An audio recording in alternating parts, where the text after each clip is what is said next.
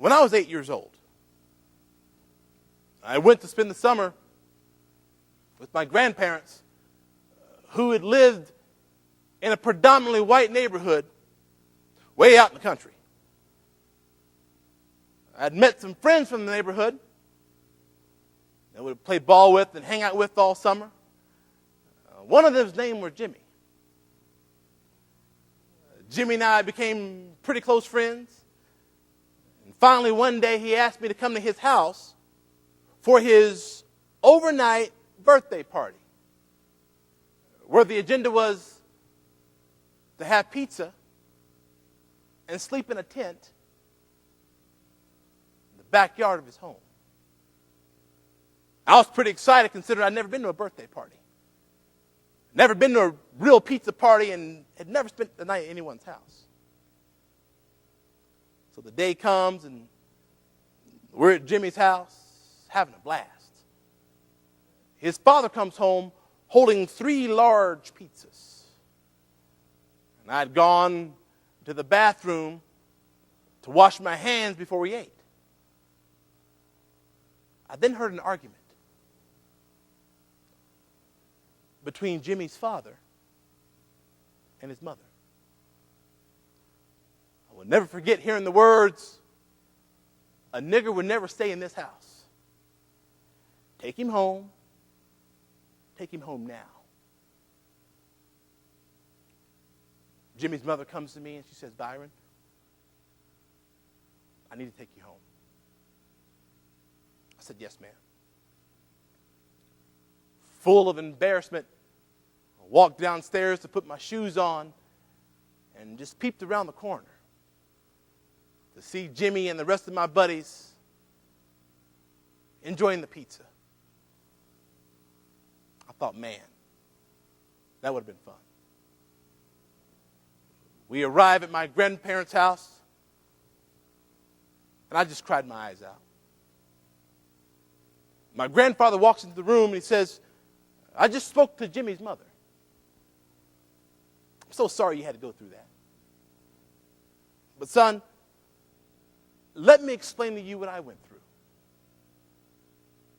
He began to tell me what it was like to watch his brother, to watch his father, both hanging from a tree by a noose. He began to tell me what it was like to watch a cross burn in his front yard. He began to tell me what it was like to watch his sister be brutally attacked by a police dog at a peaceful demonstration. He says, "Young man, this is the America I grew up in. But it won't be the America you grew up in." 20 years later, I'm pitching a ball game in Albuquerque, New Mexico. And after the game, I was walking in the locker room. A young man called my name. He says, "Byron, do you remember me?" It's Jimmy Anderson. I said, "Wow, Jimmy, it's been a long time." He says, "Yeah, I drove 3 hours to watch you pitch. But what I really want to ask you is, did you ever forgive me for that incident?" I said, "Jimmy, people are going to be people. I forgive you." He says, "You know, I rebelled against my father in college and dated a black woman just to despise him. I later realized I was in love with that woman, and I married her." That really pissed him off, he said, jokingly. He said, "We've been married 10 years, and I have 2 little girls just like you." Ladies and gentlemen, next week marks the 80th birthday of the Reverend Dr. Martin Luther King Jr. And I couldn't help but think about him. As I sat on the edge of my seat, as NBC News declared that Barack Obama would be the next president of the United States, I couldn't help but think about him. when I saw the tears running down the face of the Reverend Jesse Jackson, I couldn't help but think about it. As I heard America cheer, I saw America celebrate a victory that just wasn't for black folks. A victory not just for Democrats, but a victory for America. I couldn't help but think about it. My little girl ran home from school the next day. She looked at me and says, "Dad, you ain't going to believe this. We got a new president. And he's black. And my kindergarten teacher told me that if I wanted to become president, I could." It was the look in her voice, the look in her eye, that told me she believed that. I said, "Yes, you can, Jordan. Yes, you can." I wanted to explain to her what happened to me when I was 8 years old. Really, there's no way for a 5-year-old to really be able to grasp that concept.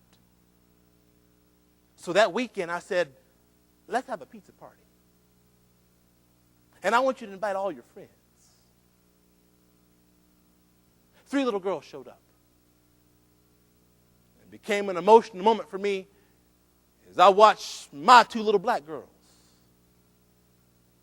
sitting at a table with 2 little white girls, 1 little Asian girl, enjoying a pizza party that I couldn't enjoy, eating the pizza that I couldn't taste, signifying that this is the America they will grow up in,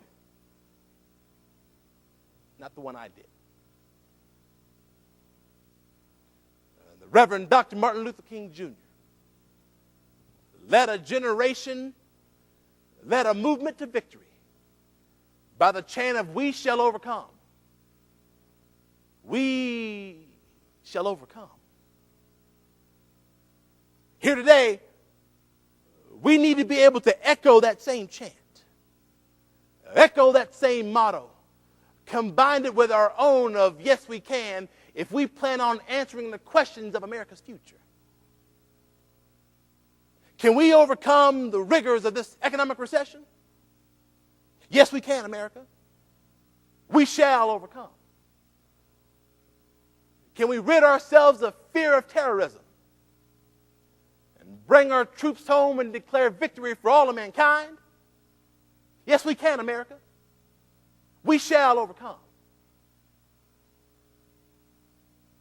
Can we overcome the racial bigotry and injustice and look at racism as the innocence of the eyes of 4 little girls and be it a country that can sit at the table of brotherhood and unite? Yes, we can, America. We shall overcome.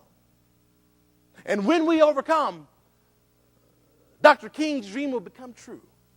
When we overcome, that'll be the day that all God's children, black men and white men, Jews and Gentiles, Protestants and Catholics, will be able to join hands and sing the words of the old Negro spiritual. Free at last, free at last. Thank God Almighty, we are free at last.